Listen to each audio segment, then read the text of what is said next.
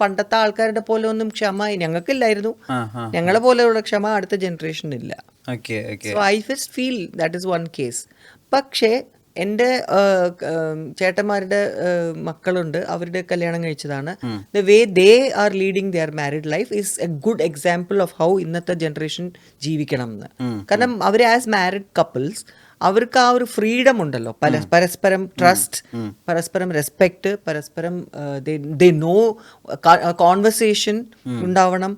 നീ എന്താ ചെയ്യുന്ന ലൈഫിൽ അവർ they should know about each other. Communication ഭയങ്കര കമ്മ്യൂണിക്കേഷനാണ്. ഇതൊക്കെ നമ്മൾ കാണുമ്പോൾ യെസ് ഇങ്ങനെയാണ്. ഞാൻ എൻ്റെ പിള്ളേരുടെ അടുത്ത് പറയുന്ന ഒരു കാര്യം കൂടിയാണ്, ഇഫ് നിങ്ങൾക്ക് മാരേജിനോടും ഇതിനോടും ഒക്കെ കൺഫ്യൂഷൻ ആണെങ്കിൽ നിങ്ങളുടെ സ്വന്തം ചേട്ടന്മാരുടെ ലൈഫ് നിങ്ങൾ take it as an example and see how they are living.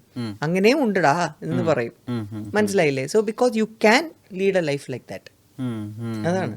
ഇപ്പോൾ ടൈം മെഷീൻ എടുത്തിട്ട് പണ്ട് പോകാൻ പറ്റാന്ന് വിചാരിച്ചോ, അന്ന് ഇപ്പോൾ ഒരാളോട് ഭയങ്കര ഇഷ്ടമുണ്ട്, പക്ഷെ ബാഗേജസ് ഒന്നും വേണ്ട, നമുക്ക് കല്യാണം കഴിക്കണ്ട, ഒരുമിച്ച് ജീവിക്കാം, അങ്ങനെ ഒരു സാധ്യത ഉണ്ടായിരുന്നെങ്കിൽ ശാന്തികൃഷ്ണൻ അത് ചൂസ് ചെയ്യായിരുന്നു ആ സമയത്ത്? അന്നൊക്കെ നമ്മൾ ടൈം മെഷീനും കൊണ്ട് നമ്മൾ പണ്ടത്തെ പോയി കഴിഞ്ഞാൽ ആ തോട്ട് പ്രോസസ്സിൽ നമുക്ക് ഉണ്ടാവുള്ളൂ. ഓ അതും ശരിയാണല്ലോ. അന്ന് കല്യാണം എന്ന് പറഞ്ഞാൽ അത്ര, ഇപ്പൊ എൻ്റെ അമ്മയും അച്ഛനൊക്കെ എത്ര വർഷത്തിന്റെ ഒരു റിലേഷൻഷിപ്പ് നമ്മൾ ഇന്ന് എപ്പോഴെങ്കിലും കേൾക്കാൻ പറ്റുന്നുണ്ട്. 60 വർഷമായി കല്യാണം കഴിഞ്ഞ്, 70 വർഷമായി കല്യാണം കഴിഞ്ഞ് എന്നൊക്കെ പറയുമ്പോൾ അന്നൊക്കെ അവർക്ക് വേറെ ഒരു മാർഗവും ഇല്ല.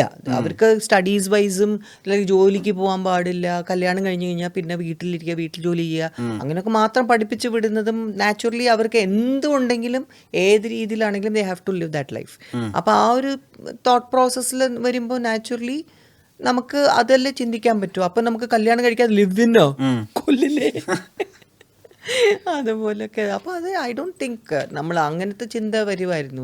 എനിക്ക് ആ സമയത്ത് കല്യാണം തന്നെ ആയിരുന്നുണ്ടാവും. ബട്ട് ഇപ്പോഴത്തെ തോട്ട് നമുക്ക് വരുന്നത് ഈ ഒരു ഫ്രീഡം ഒക്കെ പെണ്ണുങ്ങൾക്ക് വന്നതിന് ശേഷമാണല്ലോ. ഇപ്പൊ ആർഗ്യൂ ഒക്കെ ചെയ്യുകയാണെങ്കിൽ പലതും നമുക്ക് ആൾക്കാർ പറയാം, അതാരാ ഫ്രീഡം കൊടുക്കുന്നത്? മനസ്സിലായല്ലോ. ഇപ്പൊ ആണും പെണ്ണും ഈക്വൽ ആയിട്ടാണ് ദൈവം സൃഷ്ടിച്ചിരിക്കുന്നത്. പക്ഷെ അതിൽ എവിടെ നിന്ന് കിട്ടി, ആരാണ് ഈ ആണുങ്ങൾക്ക് ഈ ഇത് കൊടുത്തത്, പവർ, നിങ്ങള് പെണ്ണുങ്ങളെ കൺട്രോൾ ചെയ്യേ എന്ന്? അപ്പൊ നീ ആരാ? അപ്പൊ അങ്ങനെ ചോദ്യം വരാൻ തുടങ്ങി. അങ്ങനെയുള്ള നീ ആരാ എനിക്ക് ഫ്രീഡം തരാൻ? നീ ആരാ എൻ്റെ അടുത്ത് അങ്ങോട്ട് പൊയ്ക്കോളാൻ പറയാൻ? ഞാൻ നിന്നോട് പൊയ്ക്കോളാൻ പറഞ്ഞില്ലേ എന്ന് പറയുമ്പോൾ നിങ്ങൾ പെർമിഷൻ തന്നാലേ എനിക്ക് പോവാം. See this is how the people speak now. Arguments ഇപ്പൊ പെണ്ണുങ്ങളാണെങ്കിൽ ആരും കോംപ്രമൈസ് ചെയ്യത്തില്ല. ഞാൻ അങ്ങ് പോയിട്ട് വരാട്ടോ, ഓക്കെ എന്ന് ആയിരിക്കണം. കാരണം ആണുങ്ങൾ പോകുമ്പോൾ പെണ്ണുങ്ങൾ ഒക്കെ പറയുന്നില്ലേ? എന്തുകൊണ്ട് പെണ്ണുങ്ങൾ പോകുമ്പോൾ ആണുങ്ങൾക്ക് എന്താ ട്രസ്റ്റ് ഇല്ലാത്തത് എന്നാണ്. പക്ഷേ ഇപ്പോഴത്തെ generation I feel like I said, examples ഞാൻ കണ്ടിട്ടുമുണ്ട് അങ്ങനെ husband and wife who have always this way and I respect them. ഇങ്ങനെ equality, the way they communicate, ഇതൊക്കെ ഞാൻ പറയും. ഇതുപോലെ നമുക്ക് ബുദ്ധി വന്നില്ല ആ സമയത്ത്, അത് വേറെ കാര്യം. ഞാൻ പറയാം അതുപോലെ ആണെങ്കിൽ it would have been good.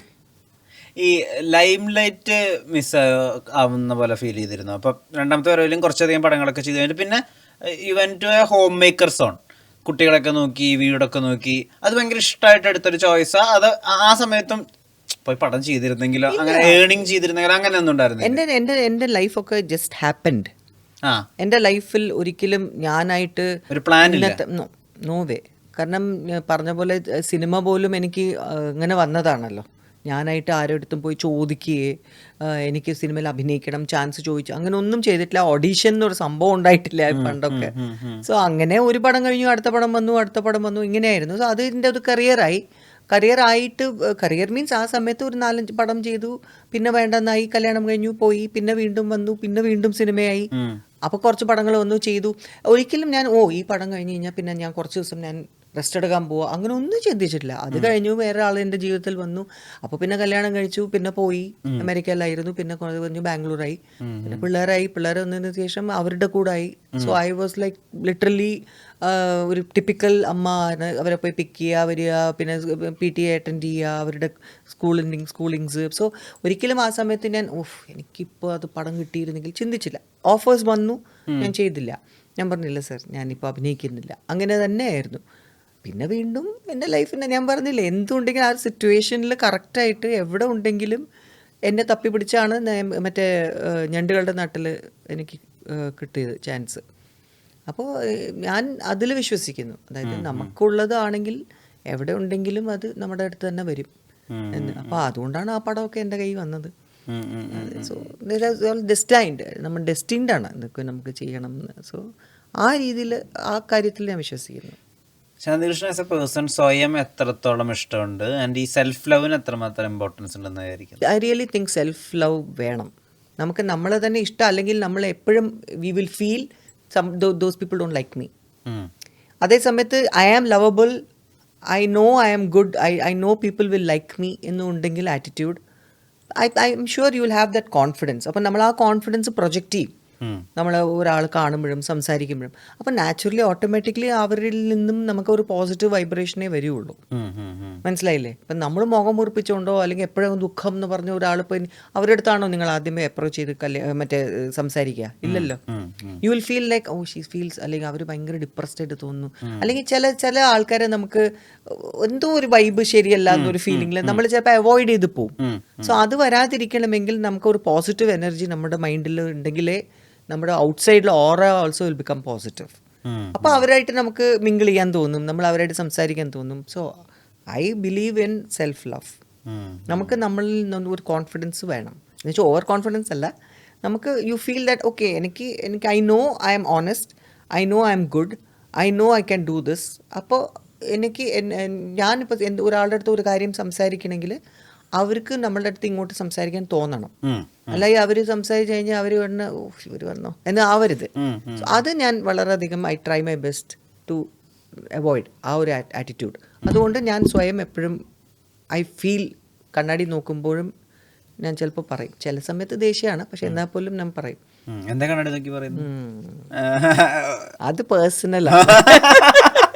അത് എന്റെ സെൽഫ് ലവിന്റെ പേഴ്സണൽ തിങ്. ഞാൻ ഒരു സെന്റൻസ് പറഞ്ഞു, ബാക്കിയൊന്നും പറഞ്ഞു. ഒരു സെന്റൻസ് പറഞ്ഞു. You are looking good Shanti. You are really looking good ശാന്തി.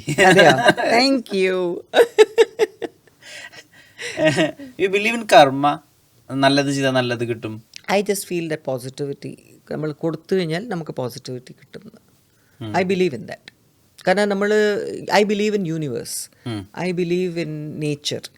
ഞാനല്ലാതെ ഒരു പ്രത്യേകിച്ച് നമ്മൾ പറയുന്ന പോലെ പണ്ട് വളരെയധികം സൂപ്പർസ്റ്റിഷ്യസ് ആയിരുന്നു.